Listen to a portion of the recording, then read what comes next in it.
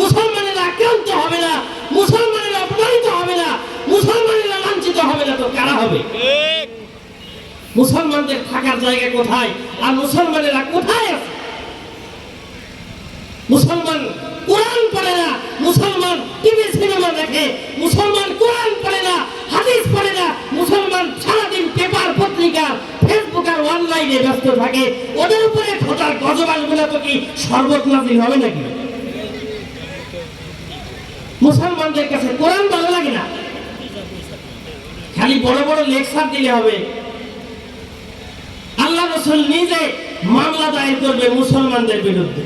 وقال الرسول يا ربي ان قوم اتخذوا هذا القرآن مهجورا। আল্লাহ রাসূল বলবেন, ইয়া আল্লাহ, আমার জাতি এই কোরআনকে অবমূল্যায়ন করেছে, ছুঁয়ে ফেলেছে, আমল করে নাই। মুফাসসিরিনে কেরাম যদিও ইখতিলাফ করেছেন এই মামলাটা, এই অভিযোগটা আল্লাহ রাসূল দুনিয়াতেও করতে পারে আর আখিরাতেও করতে পারে।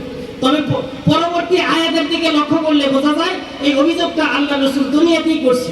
তো আল্লাহ রাসূলের দুনিয়ার অভিযোগ এটা আখিরাতে কার্যকর হবে।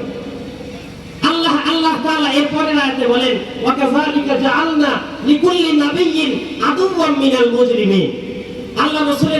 আল্লাহর কোরআন যখন সকলেই অবমূল্যায়ন করা শুরু করে দিল, আল্লাহ রাসূল হতাশ হয়ে গেলেন, আল্লাহর কাছে অভিযোগ করলেন।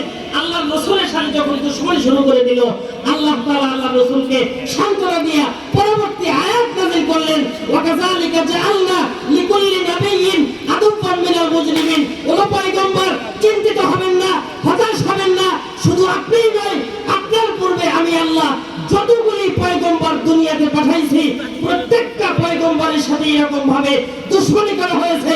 প্রত্যেকটা পয়গম্বর আমার পক্ষ থেকে নিয়ে যাই বার্তা তার জাতির কাছে, তার উম্মতের কাছে, দুনিয়াবাসীর কাছে পৌঁছে দিয়েছে।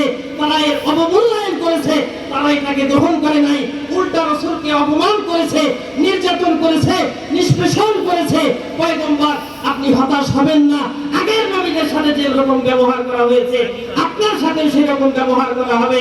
সম্মানিত মুসল্লিয়ানে কেরাম, নবীর সাথে নবীর জামানার লোকেরা যেমন দুশমনী করেছে, নবীর ওয়ারিস উলামায়ে কেরাম কিয়ামত পর্যন্ত থাকবে। উলামায়ে কেরামের সাথে কোনো কারণ ছাড়াই দুনিয়ার মানুষেরা কিন্তু কি করবে? তাদের অবমূল্যায়ন করবে, তাদের সাথে আলেমদেরকে নির্যাতন করবে, নিষ্পেষণ করবে। এই নির্যাতন সহ্য করা, এটা হলো নবীদের সুন্নাত। আল্লাহ তাআলা আমাদের সবাইকে এই সংক্ষিপ্ত কথাগুলোর উপরে যথাযথভাবে আমল করার তৌফিক দান করুন, আমিন। আসসালামু আলাইকুম ওয়া রাহমাতুল্লাহি ওয়া বারাকাতুহু।